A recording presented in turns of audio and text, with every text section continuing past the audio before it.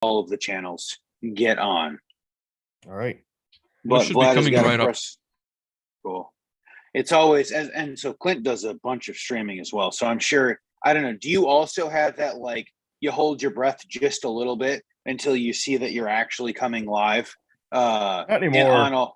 Not anymore. I used to. I've gotten pretty good where I don't really have any tech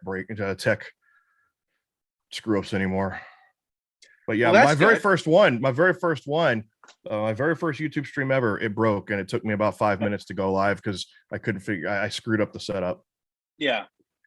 As it goes. But no, so Clint, I like to start off these community comments actually by embarrassing Vlad. So Vlad has a successful YouTube channel who he refuses to talk about, Solus PLC. He doesn't refuse to talk about them, but he refuses to ask people to subscribe to them. So instead of asking people to subscribe to the show that we're doing, I want to ask people to subscribe to Solus PLC. We can say hi to Solus PLC. You have almost hit 28,000 subscribers, Vlad, which is insane. So we want to say hi to the folks at Solus PLC. If you guys are not subscribed to Solus PLC, go ahead and do that on YouTube. I will also make the schlep. If you guys like the clips that we're putting out and more of the Manufacturing Hub show, you guys can absolutely also go and subscribe to the Manufacturing Hub. If you see clips that Vlad puts out, that I put out, that come out on the Manufacturing Hub LinkedIn page, that is kind of the one source of truth, the home of where you can find all of those 3 to 5 minute clips. Karim, the man behind the scenes, spends an awful lot of time making sure that those look good. And we appreciate him for spending a lot of time, probably more time than the rest of us, in these episodes. So if you guys want to go take a look at that, absolutely go ahead and subscribe to the Manufacturing Hub YouTube channel. A couple other pieces of housekeeping. We do want to thank Phoenix Contact USA for sponsoring the cybersecurity theme. It's crazy that it's already week 4. I feel like we've just scratched the surface. And I feel if anything, we need to commit to talk about more cybersecurity in the second half of the year, because as Vlad knows, and I'm going to make him hold up the book in just a moment, it is just the beginning. Beyond that, Vlad, go ahead and hold up that book. So we are giving away Industrial Cybersecurity. It's Pascal's newest book. And Clint, I like to joke, and this is what I was joking with Pascal last week, is I'm not sure if it's a book and training tool or if it's a weapon, because that thing is very heavy. I'd really like him to turn it into an audiobook, and we can just have 80 dulcet hours of Pascal Ackerman teaching us everything that there is to learn about cybersecurity.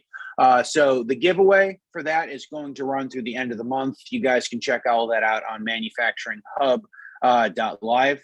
Beyond that, please remember to like and subscribe on LinkedIn, on YouTube, all your normal podcast platforms. Apparently, you guys can rate us not just on Apple Podcasts, but also on Spotify and Stitcher and Audible and all of those places. So if you listen to Spotify, which I think more than half of you do, please go ahead and drop some comments in there. Vlad, do you have any other comments before we jump in? I was going to mention that I guess of the show, Frank Lam is hosting his next meeting/seminar. I believe it is on Saturday this time at 11 a.m. Eastern.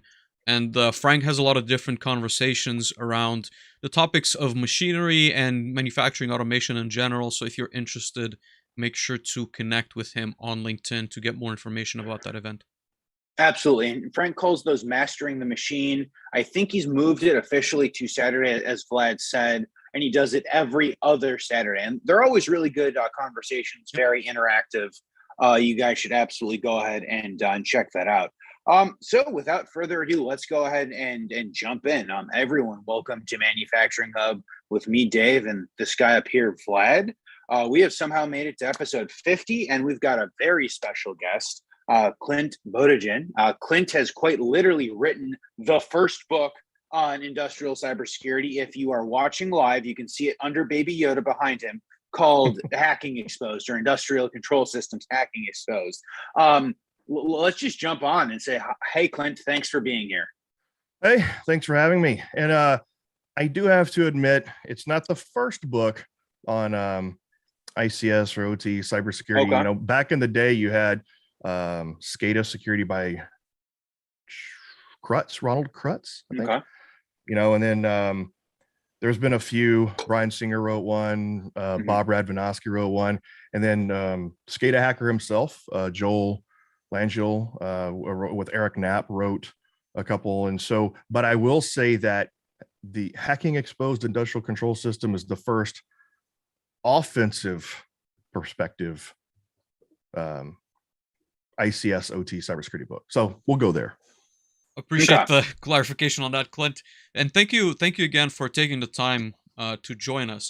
I wanted to start us off as we always do with your background. And I've looked at your LinkedIn profile. You have a vast, I would say, diverse experience in both ICS, but also on the SCADA side a little bit. But you started off in the military, in the Air Force. So I wanted you to maybe give us I would say like a timeline, but let's start with, that initial experience with a little bit more emphasis. So in the Air Force, I barely even got into computers and computer security, maybe halfway through. I was just an aerial transporter for the Air Combat Command. So it was an air transporter for the B-52s. And so anytime the B-52s deployed, and there were some other cool things that we did overseas to get away from the normal air, we were FedEx with guns, basically, is what it was. But, you're not always doing that. You're not always deployed. And so I worked in the LAN office. And back then when I first started, there was not a computer on every desk. And our first networks were BNC, bayonet connectors on token ring networks. And so I worked in that. And at some point, I was the OPSEC manager as well. And so at some point, they made me the CSSP, the Computer System Security Officer, for my flight and then the squadron, whenever that became a thing.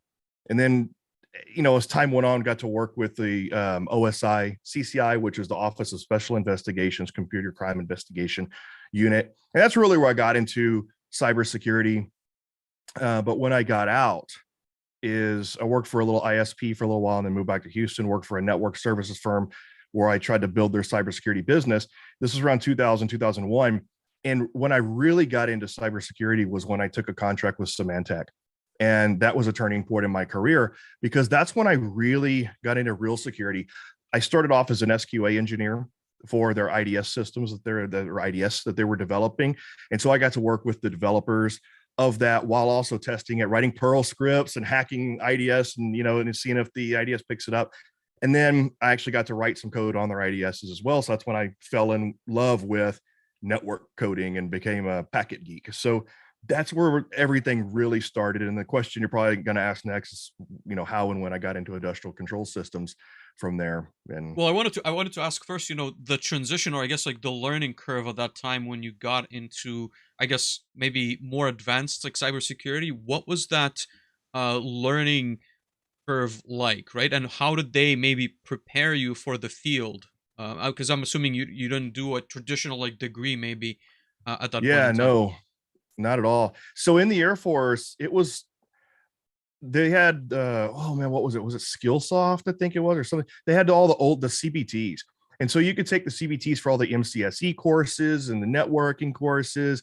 And it was a lot of self-study. There was no formal training or education. And I was taking a programming course through, there was a certification course through McGraw-Hill Education. It was called National Radio Institute. And I took a programming course through there. I eventually started working on my bachelor's degree through Louisiana Tech University while they're in Barksdale Air Force Base in Louisiana in computer science. And so I did get some formal education, but it was all self-exploration. And then whenever so the path from the Air Force to Symantec, it was really a path of really studying, really trying to learn, and then going to interviews and learning how much I didn't actually know.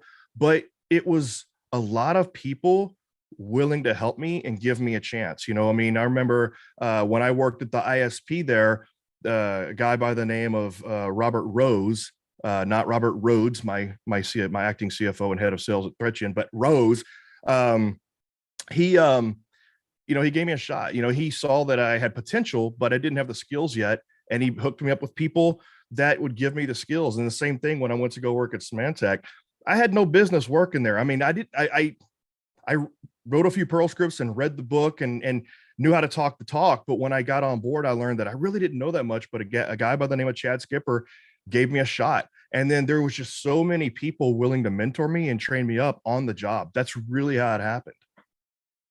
Yeah, and I think that's key. I mean, obviously, it's hard to realize maybe that perspective in the moment, but looking back, I think those people played a very important role in building your career and like knowledge base where you are today. So what happened Yeah. next? How does I would say the industrial maybe setting or the SCADA positions like came in? Yeah. So I went to, after that contract ended, a lot of big story there, but the contract ended. I had a brief stint working in the financial industry. I got hired by a bank as the vice president of IT security. It was a Texas bank, actually they have the most branches in small branches and like Walmarts and stores in Texas. So it was the largest bank in Texas. And there was a lot of stuff I can't say, but let's just say that, sometimes people are more interested in checking the boxes and telling regulators something that isn't true. And me being head of that department, it was my butt on the line. So decided that wasn't for me. So I interviewed for a job here in Houston where an oil and gas company, it was for a consultant, and the oil and gas company wanted to secure their SCADA systems. And so it was a pipeline company and there was a SCADA. So my first intro was SCADA and pipeline. And I've worked mostly in pipeline most of my career, most of my customers. That's what I'm most familiar with. And but I never heard of SCADA.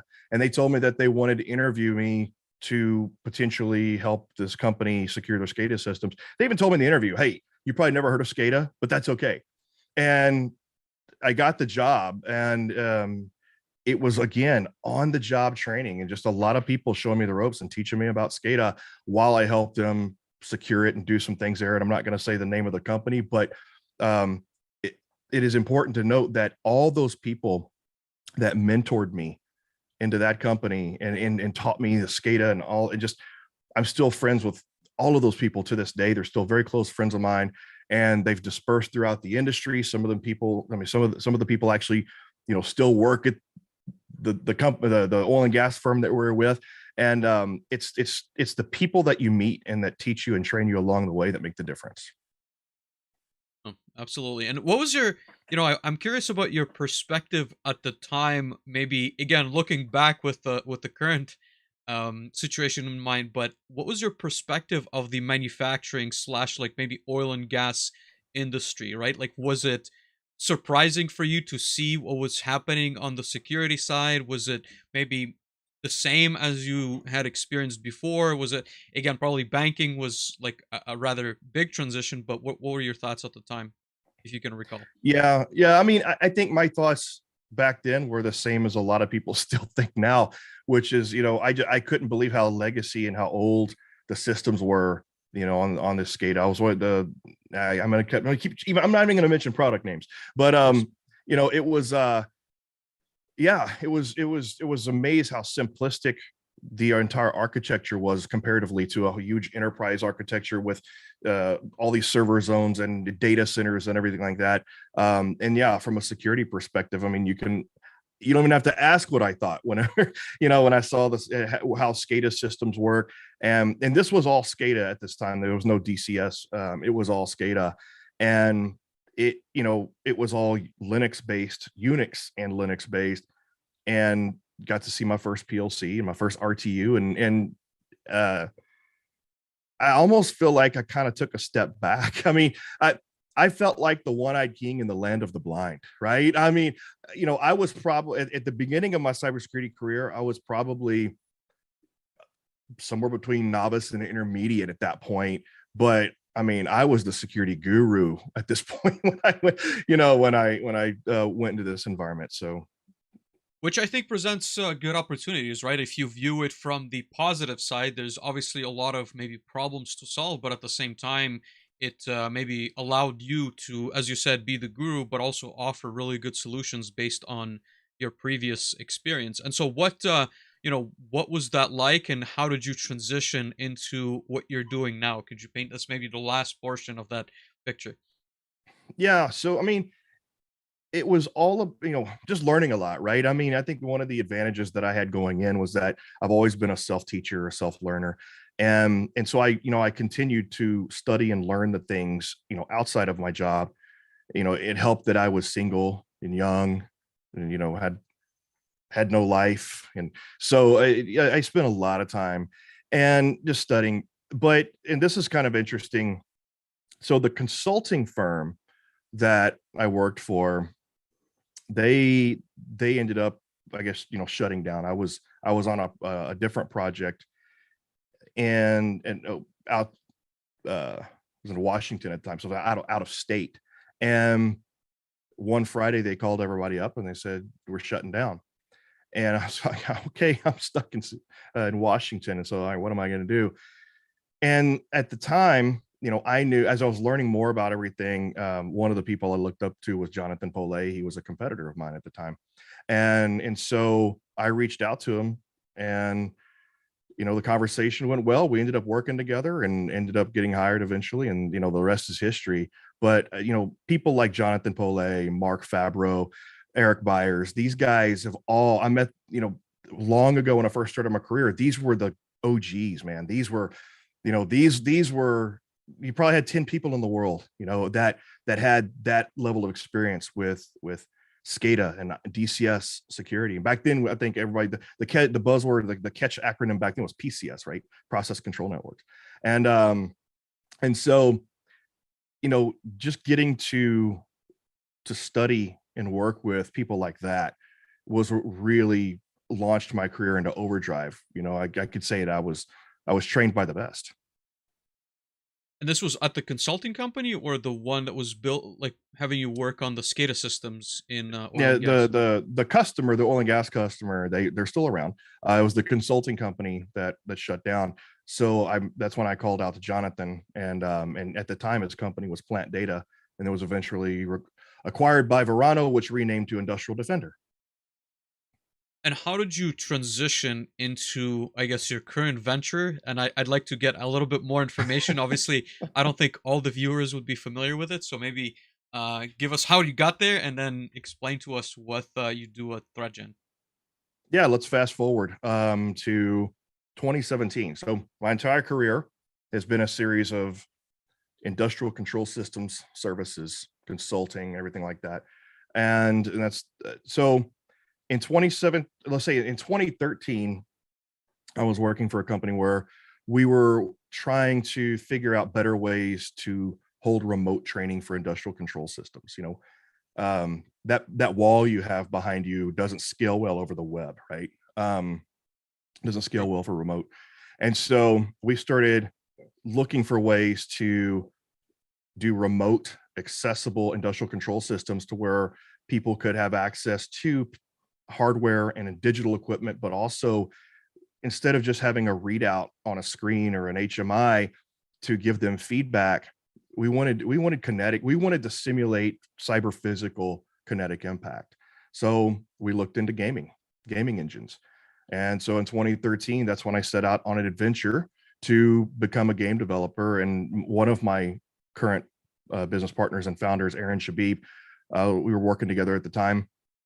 And so as we were going down this path of becoming game developers to learn how to create industrial control systems simulations, going through the trials and tribulations and failing and learning what not to do, about, I don't know, 3 months later, he comes to me and he says, my brother is a PhD in game design. Maybe we should ask him.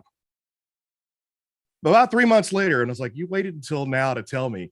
So we created a bunch of 3D simulations and virtual reality simulations and all of that, but couldn't make a business of it because while it was cool, it didn't have a marketable use case. And so it continued to be a hobby. And then in 2017 was when we decided to, okay, well, let's put a company around this. So ThreatGEN, my current company, was founded in 2017.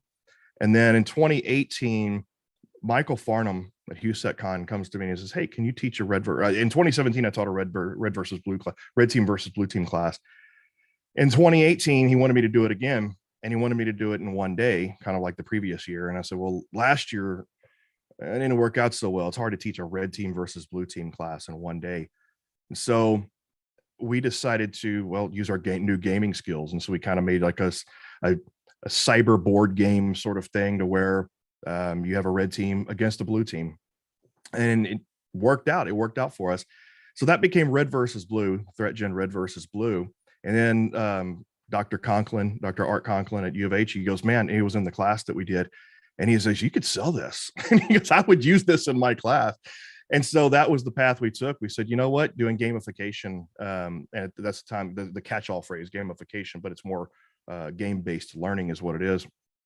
And so we built Red versus Blue. And then 2019, we all quit our jobs and started doing this full time. And so that's what became ThreatGEN Red versus Blue. That's where it came from. And 2019 was our launch point, and we've been building it ever since then. Clint, I have many questions. Dave, let me ask one last one before I kind of pass the mic over to you. And I do want to dive in a little bit deeper into, Red versus Blue and ThreatGEN in general, but I wanted to make sure I understood this correctly. So the initial idea that you were pursuing with game design per se, not maybe necessarily gamification at first, but you wanted to develop a platform that would allow better, I would say, training materials for control systems, and you could visualize that in a game, right? So some kind of a 3D environment that allows you to. Okay, I gotcha. And so I guess the maybe realization was that there's a better business case to use those skills in cybersecurity rather than maybe the traditional control systems. Or what was, I would say, like, what was the changing point where you went from that initial thought and did the cybersecurity path instead?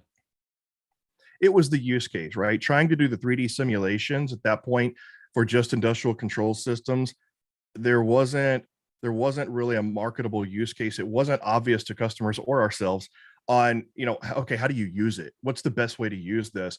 And it was creating what we call active adversary simulation, to where, okay, number one, it's best to play this against an opponent, and instead of just running through a simulation, let's do this like it is in real life. Let's have an active adversary playing against you, so that and so it was kind of that. But we also did realize that if we're going to make a business out of this, we're going to have something that scales outside of just industrial control systems to the broader cybersecurity market. And that's kind of one of the things that didn't exist really, which you have CTFs, and you had all these things to do self-training and capture the flags and all the stuff like that. There was nothing out there that allowed you to actually play against an adversary, and gamification or game-based learning allowed us to do that. So that was the thought pattern, and that's what the transition was. Interesting. Really cool. Dave, you want to jump in? Absolutely. So everyone in this conversation knows I'm a big fan of what you guys are doing with Red versus Blue, Clint. Can you we've kind of talked around it a little bit, but can you give everyone who's listening an overview of what Red versus Blue is, and maybe what gamification is, and how you guys are using it and the end outcomes, please? Yeah. So in short, ThreatGEN Red versus Blue. ThreatGEN is the company. Red versus Blue is the product. People call it both. Sometimes just people refer to the product as ThreatGEN. Either way, it is a cybersecurity simulation platform. So it is a gamification platform because it entails the elements of gamification, competition, leaderboards, and stuff like that. But it in itself is a game-based learning tool, which is you're actually doing cybersecurity simulations. And so it's a game and it's gamification, but it's designed, like I said earlier, it's designed to allow trainees, students, staff, whatever, to learn and practice cybersecurity skills, do incident response exercises, security awareness in a way that is more immersive and engaging. This gaming environment's a little more fun. Okay, a lot more fun. And like I said, against that active adversary, so that you're doing it like you would be doing in real life. So that's what it is. So we've got this education portal around it. So you got guided labs and IR tabletop scenarios, and so it's really kind of this cybersecurity simulation tabletop in a box kind of thing. That's what Red versus Blue is in its essence. Gamification is kind of the new latest buzzword. It's been growing, and gamification could be applied to anything. Gamification is the method of adding game-like features to anything. So leaderboards, points, badges, to make it more interesting, to keep people engaged, to keep people at the forefront, keep it at the forefront of their mind. And then you dive deeper into gamification. Gamification is that catch-all. You dive deeper into gamification, and then you get game-based learning, game-based training, where instead of just having game features, you're actually using the game to train. Interesting. And so as a follow-up, I guess you guys offer it in a couple of different forms, right? Like I know the first time I told Vlad about it, I think I was about halfway through the explanation, and he went and he purchased it on Steam. And I think about the time that I finished the explanation on it, he was like going through, and he was through like the second round as I was trying to explain it. So I think that's very interesting. But what are the major benefits of, an enterprise customer? Like, let's say I own an oil pipeline, or let's say, I make, paper products and I cut down trees. Like, why would I want to bring this like really cool game to my facility? What are the outcomes, and how do we train our operators? How do we train our kind of support staff, our SCADA staff around that? Right. So yeah, we released the game on Steam in its infancy first, so that, it was so we could industry test it, right? We had 2,000 beta testers. So as we developed the pro version turned into a more complete educational tool. So you have just the game by itself on Steam, but the pro version has an entire educational portal. So first of all, you get context around the game, you get guided labs, you get scenarios and things like that. So it helps you learn, as opposed to just playing the game and hope you learn, right?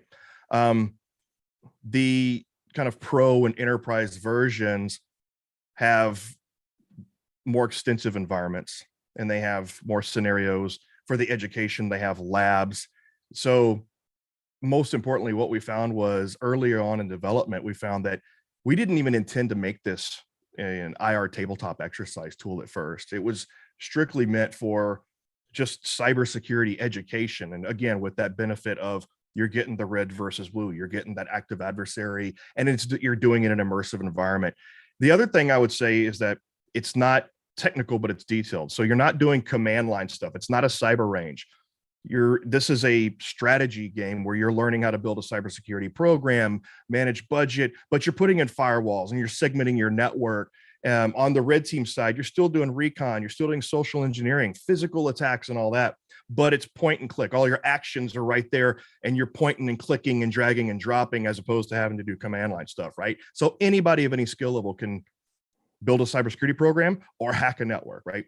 So the benefits to the enterprise and the organizations and all this is that, number one, you get a more immersive, interactive learning method for leadership, for your employees, for your staff, and everything like that. Back going to tabletop exercise, we found out that a lot of our customers were actually using the Steam version to do tabletop exercises. I'm like, wow, if they're finding ways to do a tabletop exercise with Steam, we figured it would be a good idea to facilitate that and build features in. So we built a tabletop exercise in a box. And so now, instead of taking a month to plan a tabletop exercise with all the specifics, and then have to manage the tabletop exercise and the logistics while you're trying to run and facilitate that, it's done for you. You click your environment, you click the scenario you want to run, and you click go. Let the gaming engine and the computer AI do its thing. And so you can break free from PowerPoints and Excel spreadsheets and all that. And instead of just using injects, you have an active opponent trying to counter your every move. So it's in my opinion, it's a more effective way to just train in general, because it's more like real life. And then, if people want to customize it, if they want to do a tabletop exercise, with something that looks like a Visio diagram with action on their own, that's really what Red versus Blue is. It's Visio turned into a game, but it's prettier. But you're really doing, you're able to do cybersecurity training, security awareness training, tabletop exercises in an environment that is similar to your own. If you want it customized, you want it to be your network, you can do that too. So it's just like I said, it's more interactive, it's more engaging, it's more entertaining, and it's more realistic. So, and you put all that together, it's just going to be more effective. Interesting. So I've got at least one more follow-up on that, Vlad.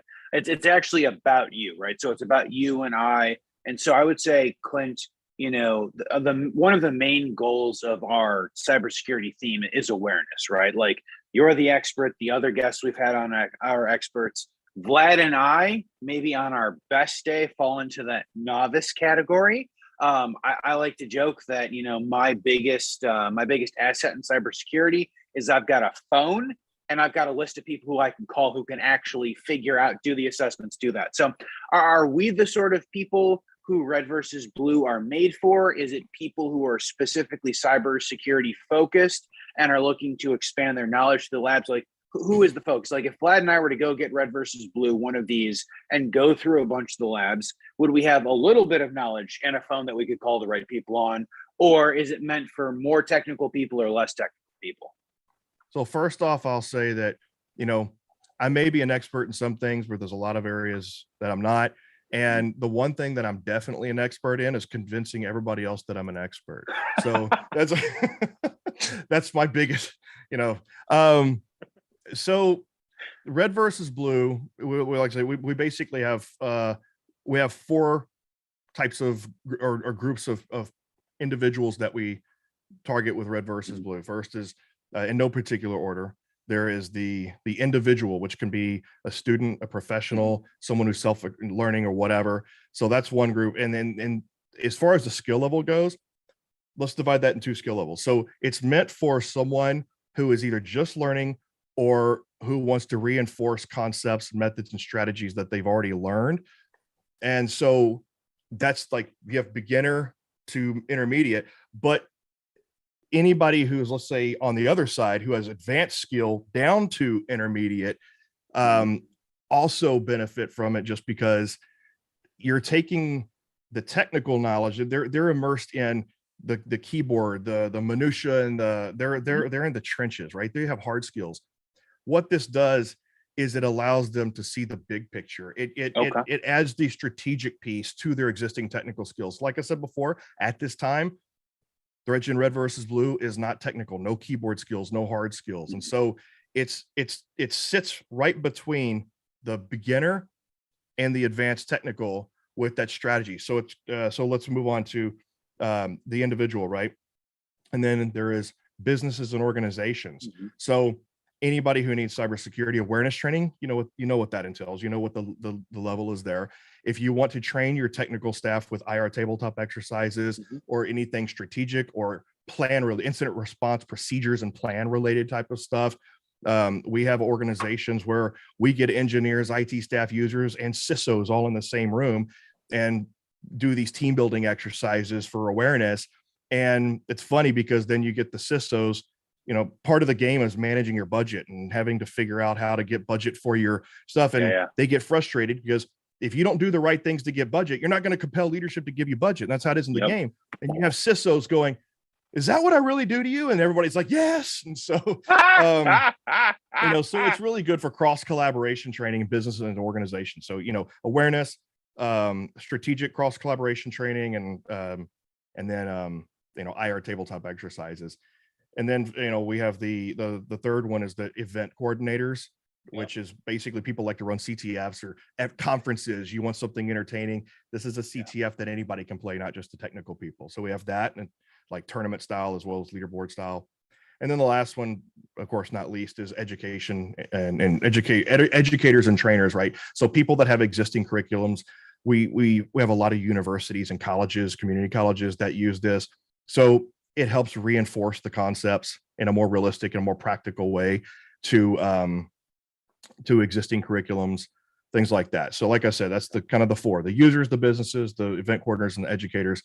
And then the use cases are split through all of those, right? We've already talked about them. So our tabletop exercises, more immersive training, more practical training against an adversary, fill in the blank. Absolutely. So I love this. I'm going to let Vlad ask the next question. I am going to let everyone know they can check out ThreatGEN, or you guys can go ahead and Google ThreatGEN Red versus Blue, check the information in the show notes. You guys can go learn all of this and more as to what Clint and the group over there are doing. Vlad, where do we want to go from here? Well, I do have a follow-up to that, but I wanted to mention, I guess, on a slight side note, that me and Dave are still in discussion about doing a couple of episodes of us playing Red versus Blue. I think it's going to offer maybe a very interesting perspective. As Dave mentioned, I did purchase the game, but I'm still fairly new to cybersecurity in general, so I think it's going to be interesting to see, what options we pick, and ultimately maybe to even paint a more, I would say, fundamental picture of the game. And I think Clint has alluded to a couple of elements, but you have your defenders, who are the blue, and red, who are the attackers, and each move costs you a certain, it's dollars, but it's also time, right? So you can take certain decisions. As an example, you could deploy a new firewall, but at the same time you didn't hire a person, right? So you kind of make, I guess, decisions and sacrifices based on your budget. And then on the red side, you can initiate different attacks, and then you're told, what the consequences of those actions were. And you go until, I haven't finished a full round, Clint, but ultimately you go until one or the other, I would assume, kind of wins the whole game, correct? Yeah, there's so going back to your first point. Yeah, everything, it's a turn-based game, because it's hard to represent like weeks or months worth of time in a real time. So it's turn-based. Everything has a cost, right? Some sort of resource, whether it's money, people, time. If you don't have enough staff, you can't do certain things. You don't have enough money, you can't do things.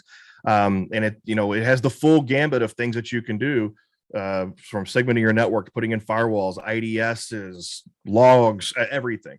And so you perform these actions like you would in real life, and having to think about the management side, about how do I do it with these resources.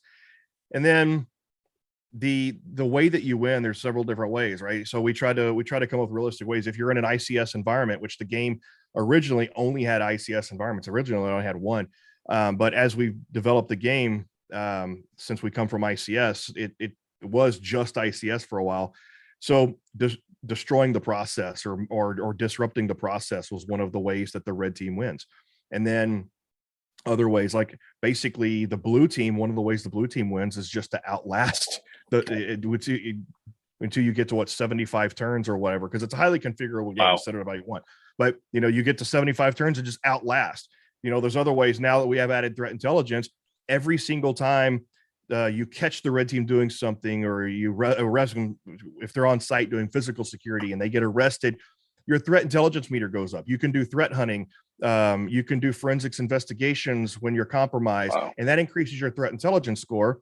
And so eventually, if your threat intelligence score gets to 100%, then the red team gets arrested. So that's one way to win. So there's a lot of different ways. There's a lot of different win scenarios and win conditions to exercise different things. No, absolutely. I appreciate that breakdown. I think it paints a really good picture of what users can expect out of the game. Clint, we have a good question, or I would say more of a comment that I want to tie into my question from Jeffrey. And he says, Leon, that's exactly what happens in the real world. SysOps, he says, never understand what the people on the ground do. They're looking at it from an engineering standpoint. They don't consider what happens in the field. So I want to maybe turn that around, not necessarily like go into that specific discussion, but I wanted to, turn into the real world and ask you, what do you typically see as, maybe taking the cybersecurity people aside, what do you see the skill level of maybe an automation engineer, like tech level, is? And obviously, I understand that there's going to be companies who are much more advanced in this than others. But what is your average assessment of maybe manufacturing, again, from a cybersecurity standpoint? Loaded question, Vlad. Yeah. Well, it's really across the board, right? Because we'll have some larger companies where they have experienced teams of, whether it's SOC analysts, engineers, and actually operations engineers, to where they'll run in workshops and events with this thing, and the experience level could be SOC analysts paired up with operations engineers. And so that skill level varies greatly there. And in terms of, smaller shops, you'll usually probably have one person who acts as the cybersecurity manager or the CISO with quotes around it, who is very technical, and all the staff they're trying to get involved are usually actually process engineers. And it's interesting because, as you can imagine, the older process engineers are your grumpy Clint Eastwood types that don't want to play a game, and it's a waste of their time. Sometimes I would say a little more than half the time they actually have fun with it. But the game is designed to be cross collaborative. It's designed to help process engineers understand the IT side, the tech side, but it's the cybersecurity side. But we've put a lot in it so that the IT folks actually understand the ICS and the OT side. For example, if you start doing a vulnerability assessment without implementing the proper procedures for ICS, you'll start knocking over your PLCs and you'll disrupt the process environment. If you don't get vendor certification before you start patching PCs in the process environment, you can disrupt the process environment. And so we take all those caveats and all of those elements that you see in real life, and we put into the game so you have that cross collaborative experience. And so it doesn't really matter if they have a lack of experience, because we provided all the support. So when you're playing the game, it gives you hints. It tells you what you've done good, what you've done bad. If you don't understand what something is, click on the help and it tells you what this thing is. And in the portal, in the new pro version, the portal actually has a getting started with red versus blue, and it has introduction to red team tactics, introduction to ICS. So these are all considered, these are all mini courses. They're not meant to be full-blown courses so you got to sit there for hours doing this. They're just little mini guided labs to help you along as you go through the game. Because the whole point of the learning exercise is to do it with the gamification, to do it with the red versus blue, not go through a long lectured course.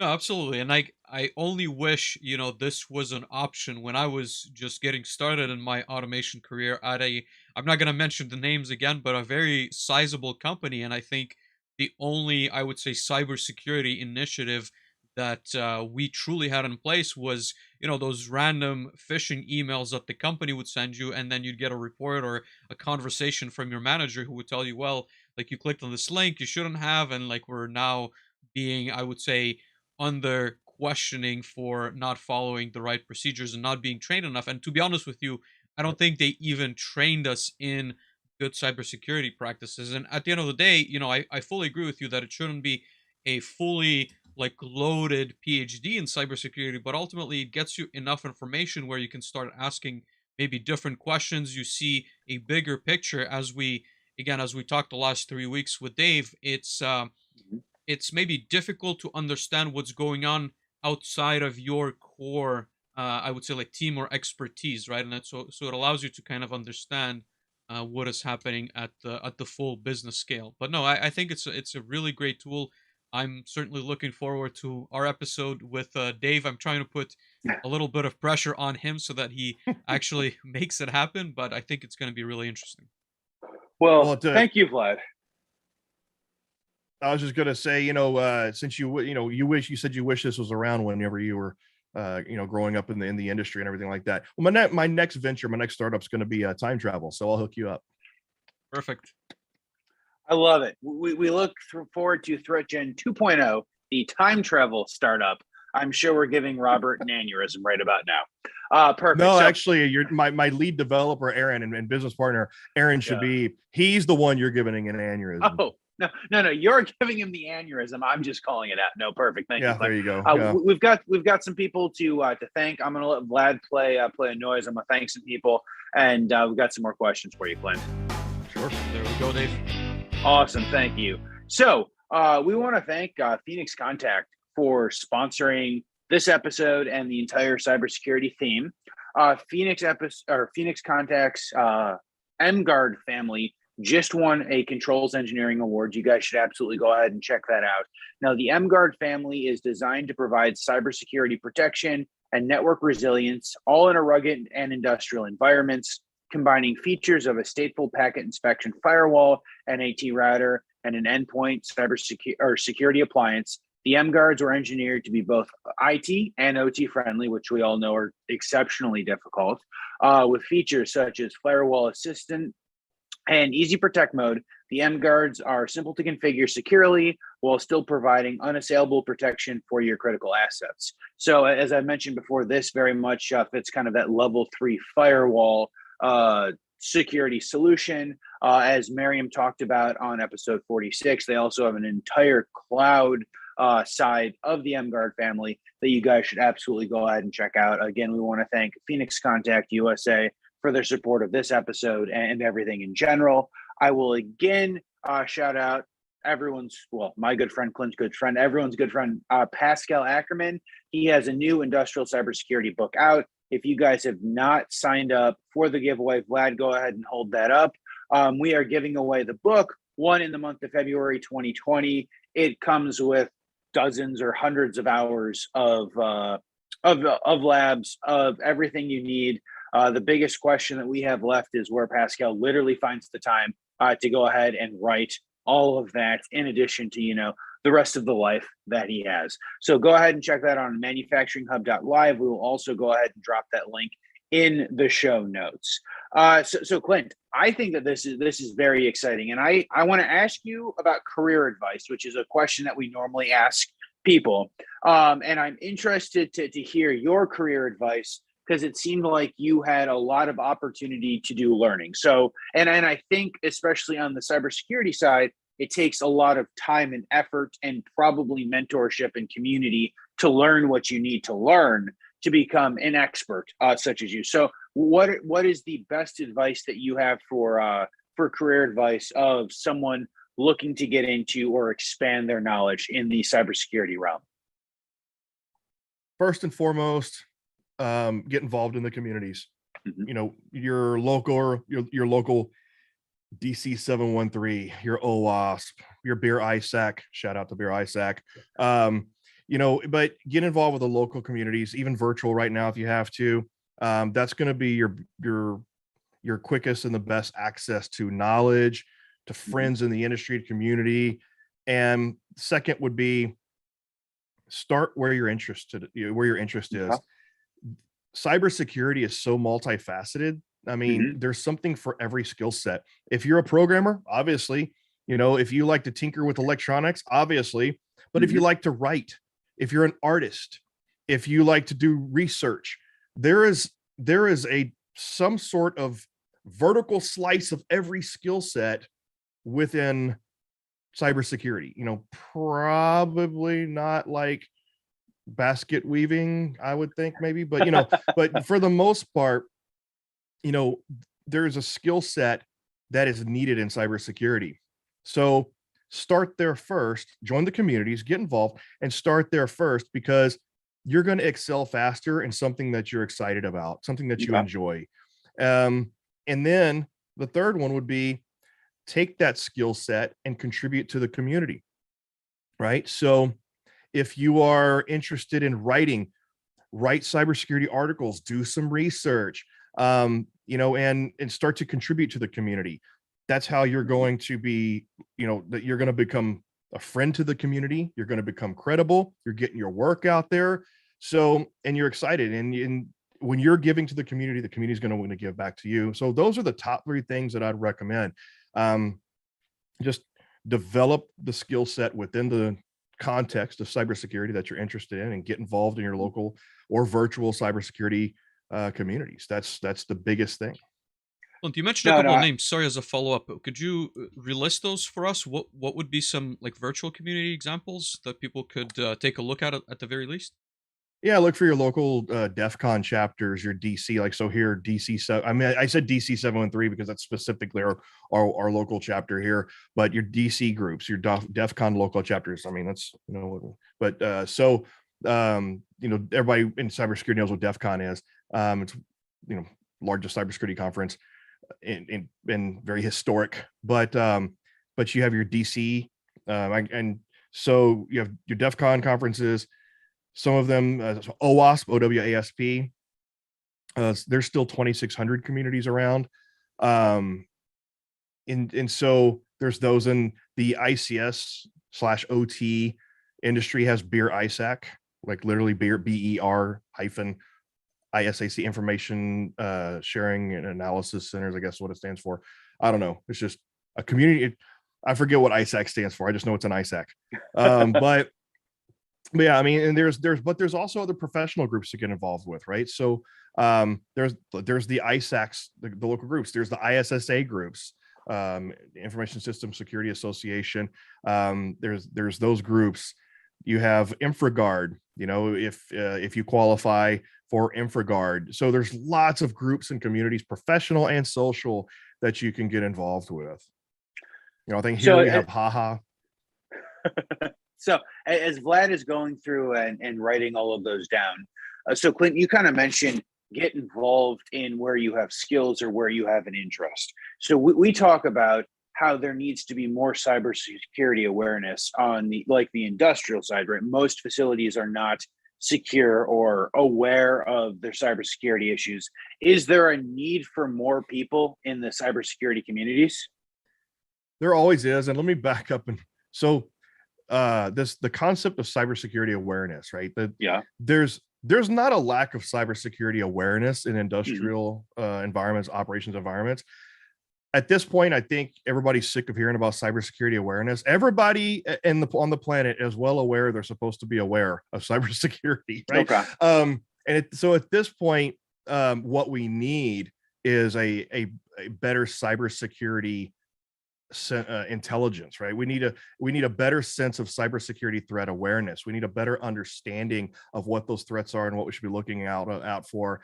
And the industry as a whole, from users to CISOs, need to. Did a whole presentation yesterday on why people still have hold my beer moments in cybersecurity, even though they know they're not supposed to click on the cat video, right? But there's so that's why I call it. We have to make better cybersecurity decisions, is what it is. Okay. It's not that everybody's aware of the threats and everybody's pretty well educated at this point on what you shouldn't click on. So I would say we need two things in this industry. Number one, we definitely need more people in ICS and OT, because there's still businesses, organizations, consultants, people are still clamoring, looking for somebody to help with that. So we definitely need that. I would say as a whole, the cybersecurity industry, yes, needs more people, but I no longer think there's a skills gap in the way that we think of there being a skills gap. Okay. I think we have a hiring problem. I think that people, hiring managers, HR, whomever it is, I think that they're making it too difficult to get into the industry, because there is lots of talent out there. As I've really set out on this endeavor of cybersecurity education several years ago, I've started seeing that there is an overabundance of talent and people wanting to get into the industry, but we're creating our own barriers for allowing those people to get into our industry. That's where the problem is. So that's the two things we need. We need to be.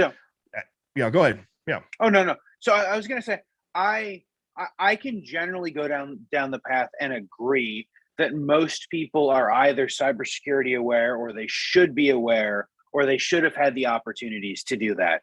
Typically, this is the segment where I don't have a setup and I ask you to predict the future. But so if those are the two things that we need, Clint, how do we get there? How do we get from I'm tired of hearing about cybersecurity issues to we have cybersecurity action plans, right? And we actually follow the action plans, and we have trainings and we follow the trainings. And how do we hire the right people if we have talent and we're not hiring the right people? Yep. So the answer is gamification. Just kidding. I'm just kidding. And so, that's the show, folks. Thank you, Clint. So the two sides of that. So number one, I'll start with how do we hire the people, right? My advice is simple. Look for aptitude and passion above credentials. Okay. So, stop looking for degrees, stop looking for credentials. Yes, those are important sometimes, And yes, they will show you some of what you have done, but look for passion and aptitude and skills above all. Then look at credentials if you need to, and degrees and stuff like that. We need to have a better way to identify people with skills and aptitude and accept those people into our organizations and that skill set, and be willing to grow talent. Don't always look for the unicorns. That pisses me off so bad. Stop looking for the unicorn. Stop looking for the one person to solve it all for you, and be willing to grow talent. And so that's how we look at finding that untapped talent and getting it in our industry. And as far as how do we make more actionable cybersecurity from awareness, stop treating it like an annual check the box exercise, the same stupid CBT over and over again, where people are getting bored and they're going through the motions. You're not educating them on anything. This is how you change the way you change cybersecurity awareness. Is you give people the juice, you give them the dirt, right? Perfect example. My mom came to me the other day and she goes, this is not because I'm a cybersecurity professional. She was genuinely interested. She goes, have you heard of those new malicious QR codes? And da da da da da da. And I'm like, and she wanted to know more, and she was interested, and she was watching a video about it. People don't want to be shown a stupid email and said, look at how this email is spoofed and everything like this. Would you click on it? Which of these was wrong? Da, da, da. Treat it like it's a documentary. Give people information. People are interested in the mysterious, right? And hackers and cybersecurity, malicious activity. That's mysterious to people. People find that stuff interesting. You don't have to try to turn people into red teamers, but if you teach people about the mysterious element that's trying to attack them and the way that they do it, that's what's going to make people really perk up and really watch these things. And yes, I believe gamification and gamified learning and simulations of playing games, I think, is a part of it, because we are a gaming culture. We are glued to our phones playing points games and farming games and everything else. And we have points on our credit cards and airline miles, and we're a gamified world already. And I think that's what's going to engage people and keep it at the forefront of their mind. So I love that. And I know Vlad will have follow-ups, but I have one more follow-up question on this, Clint. So I think generally everyone who we've spoken with said credentials in cybersecurity, they can be good, but they're a huge barrier of entry because of the cost, right? So I think most people are agreeing with your statement. I guess the question becomes, how can an HR person, how can a engineering manager or a plant manager, how can someone who doesn't know about cybersecurity hire a cybersecurity person based upon passion and knowledge and less experience and credentials? Have your local experts that need the person hired sit down with you and tell them what they're looking for, and get that person involved in the hiring process. And I'm tired of people telling me, well, they're too busy to actually write out the recs and actually get involved with HR to do the hiring process. I'm sorry. If you're not willing to get involved with the hiring process and work with HR to help them find people, or at least to be part of the interview or help write the recs, or to help identify the people they're looking for, then whenever you get, and I don't want to down anybody, but I'm sorry, when you get a crap employee, you deserve a crap employee. If you weren't part of the creating the rec and part of the hiring process. If you are somebody in this industry and you need help and you are looking for someone, you know what you're looking for. You know what that passion looks like. You know what that skill set, what that looks for, or what that looks like. And I will concede to the fact that not everybody already has those people on board, right? Maybe you're some startup and you don't have that person on board yet, and you don't know what to look for. Well, at that point, that's when you reach out to your community and your network, and you ask the people that do know. And if you're not part of those communities and you don't know where to look, you're already failing. So, this is where we said before, you got to rely on your networking, and you got to rely, if you're going in this completely blind and you don't have that network of friends to tell you what to look for, you don't know what to look for, Then you start Googling. Then you start watching podcasts like this one. I mean, the information is out there, like the X-Files. The truth is out there. You just got to go get it. Absolutely. No, I agree with that. I think all of these are great recommendations. I'm going to let Vlad ask you a couple of questions, and then we'll wrap up, Clint. Well, I was going to ask, on that same topic, I guess, of education in general, looking at it from the other perspective, right, of an applicant or someone trying to either switch or get into cybersecurity after, again, they could be pursuing a different career, or maybe pursuing a bachelor's degree even in programming, and they're looking to get into cybersecurity. What would you recommend? Again, obviously, they probably have the general willingness to learn and, all those, I would say, maybe extracurricular check boxes checked. But what would you recommend in terms of learning cybersecurity and properly presenting yourself at an interview that's going to most likely ask you questions about the different aspects of cybersecurity? Is it again, some of the credentials that you can get? Is it some YouTube videos, a Udemy course? Like, what could be, I would say, like, best bang for your buck, so to speak, in terms of learning cybersecurity? Right. So number one, don't start with security, and don't just start with cybersecurity. You have to understand that you're not going to be good at securing something if you don't understand what you're securing, right? So if you want to be if you want to get into cybersecurity and secure Windows networks, then you need to learn and understand Windows networks. If you want to get into cloud security, well, you need to learn cloud first before you learn cloud security, right? So if you want to do hard skill cybersecurity, the first thing you have to do is start learning operating systems and or networks or whatever facet you want to get into. You start there first, right? So a good starting place, right? So if I want to get into cybersecurity and I don't know where I want to get into, I would say the first thing you need to do is go for something like your Network Plus certification and then your Security Plus certification, which at least gives you a basic foundation of networking technology, gives you a basic foundation of security technology that may be able to show you where you want to go from there, right? So I always recommend beginners go. They're relatively inexpensive and they're a good base knowledge, right? So I recommend everybody go for their Network Plus and then Security Plus. If you're just a straightforward beginner, right? If you are looking, if you're looking for coding skills, you want to learn Python, you want to learn cybersecurity in general, the easiest way to start learning cybersecurity, programming, Python, PowerShell, whatever. I hate to say it, but Udemy is the cheapest place you're going to get a lot of quality education on broad cybersecurity, coding, and stuff like that. There's another, like, if you're interested in getting into pen testing, probably the best resource you can do is Pentester Academy, pentesteracademy.com. Vivek Ramachandran he started that several years ago, and it has turned into probably the best bang for your buck in red team skills, learning all sorts of pen testing and hacking and Python programming and encryption and everything. When I signed up years ago, it was like $39 a month.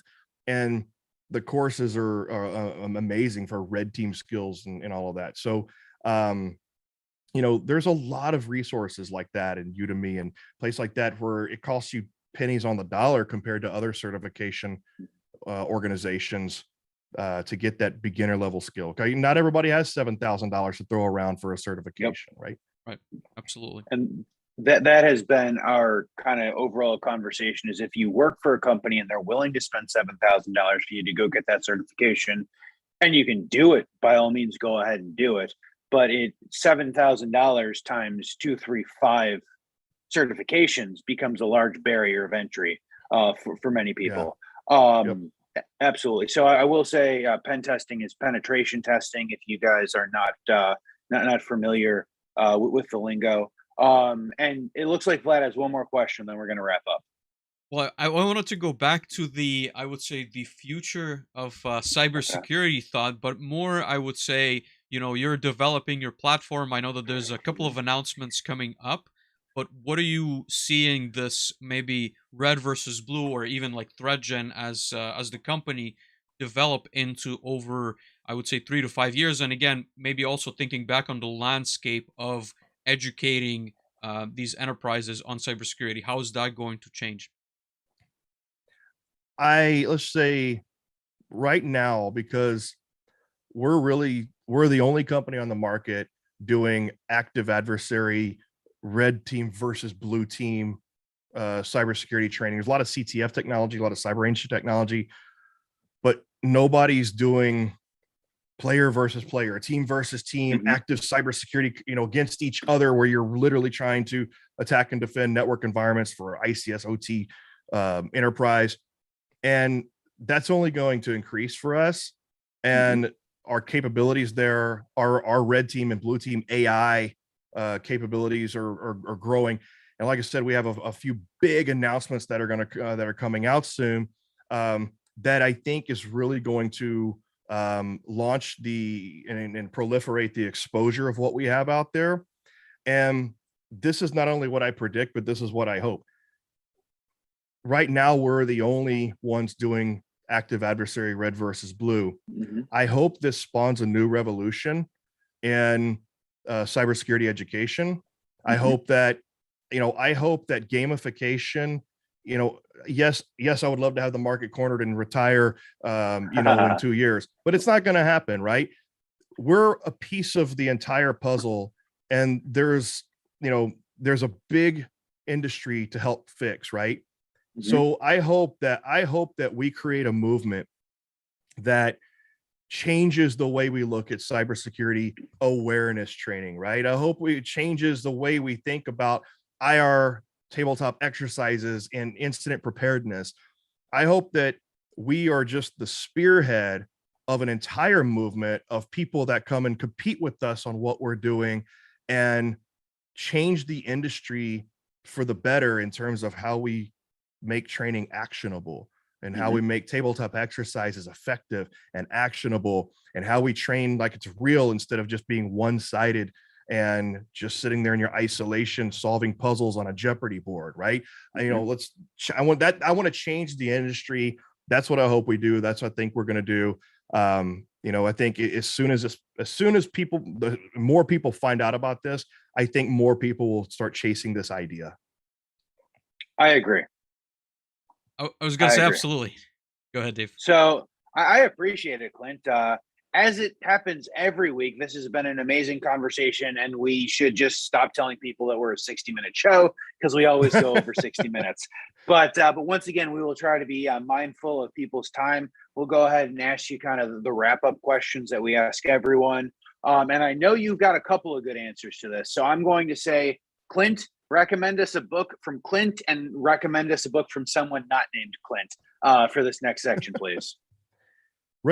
Well, I only really had a hand in writing one book, which is that one back there. But I will tell you that I do have a red versus blue strategy guide coming out. We have the basic user guide already available, but I'm writing the red versus blue strategy guide, which is not only a guide to helping you with the red versus blue game or gamification.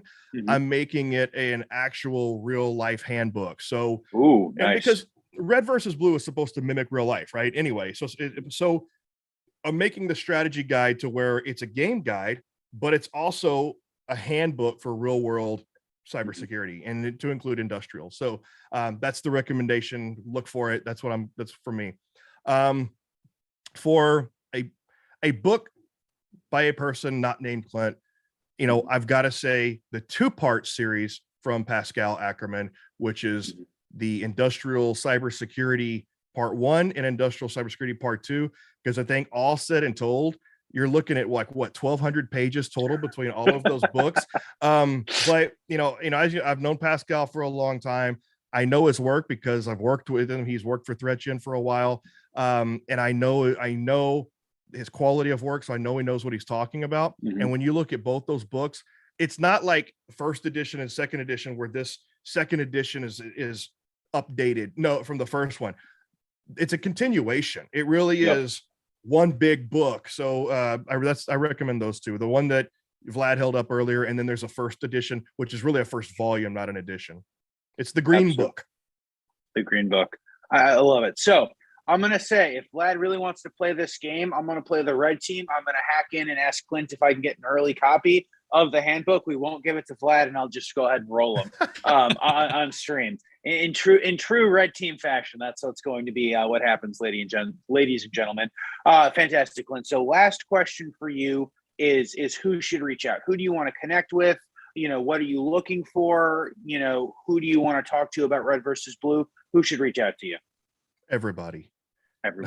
I mean, honestly, anybody who's concerned that their current cybersecurity training, their incident response training, their educational curriculum, if it's just not as effective as they think it should be, if it's boring, if they want something more exciting, they want something more engaging, if they want something new, modern, and different, if you would just, long story short, because I'm a long-winded person, as you've seen this episode, long story short is that if you're looking to basically take your cybersecurity training, your program, your curriculums, or whatever, just kind of into the modern era, contact me.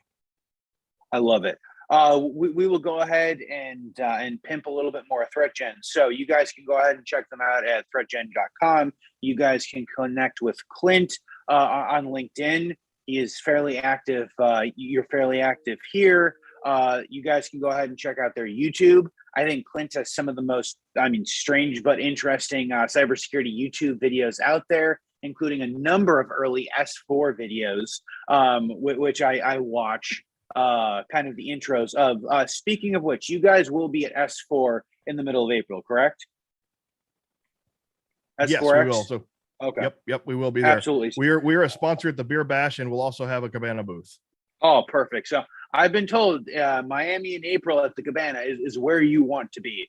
And so I think it'll be a good time. I don't know if Vlad and I are going to be able to make it down, but I hear that S4 is always S4X is a fantastic way to kick off cybersecurity, or just go hang out with the community, right? If you want to talk to the community.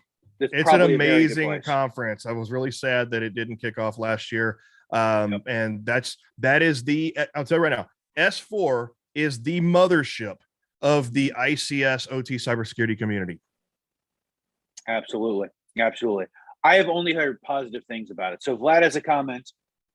I was gonna mention at to the start of your last thought, Dave. So all of the links and references from this episode will be posted on the website as well. So if you're listening to this in audio form, you know where to find the links. It's going to be manufacturing.live.